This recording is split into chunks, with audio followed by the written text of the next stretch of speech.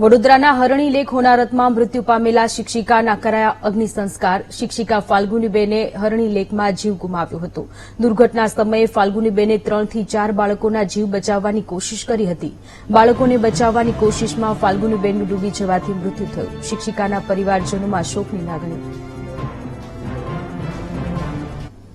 વડોદરાના હરણી તળાવની અંદર જે ગઈકાલના રોજ જે દુઃખદ ઘટના બની છે તેમાં એક શિક્ષિકા નામે ફાલ્ગુનીબેન કે જેઓનું પણ ડૂબવાના કારણે મોત થયું હતું।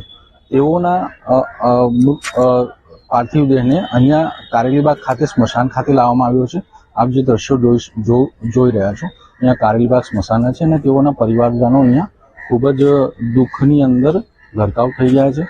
અને આ જે ઘટના છે એ ખૂબ ગુજરાત અને વડોદરા વાસીઓ માટે ખૂબ જ અતિ દુઃખદાયક ઘટના છે। આપ જોઈ શકો છો અહીંયા તેઓના પરિવારના જે લોકો છે અહીંયા જે આ જે ઘટના બની છે તેને લઈને તેઓ અત્યારે ખૂબ દુઃખ વ્યક્ત કરી રહ્યા છે। પરંતુ હાલ તેમની સાથે આપણે વાતચીત કરવાનો પ્રયાસ કર્યો હતો પરંતુ તેઓએ બોલવા માટે સક્ષમ નથી એટલે આપણે તેઓને સાથે વાતચીત કરવાનું ટાળ્યું હતું। પરંતુ આપ જે દ્રશ્યો જોઈ રહ્યા છો અહીંયા ફાલ્ગુનીબેનની જે ચિતા છે તેને જે દાહ આપવામાં આવ્યો છે।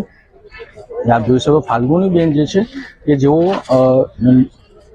જે સ્કૂલ છે ન્યૂ સનરાઈઝ સ્કૂલ તેમાં ટીચર તરીકે ફરજ બજાવતા હતા અને 4 બાળકો જે હતા વિદ્યાર્થીઓ જે નાના ભૂલકા હતા તેઓનો જીવ બચાવવા માટે પ્રયાસ કર્યો હતો અને એ પ્રયાસ દરમિયાન તેઓ પણ જે ફાલ્ગુનીબેન હતા તેઓ પણ પાણીમાં ડૂબી ગયેલ અને ત્યારબાદ તેઓનું પણ મોત નીપજેલ।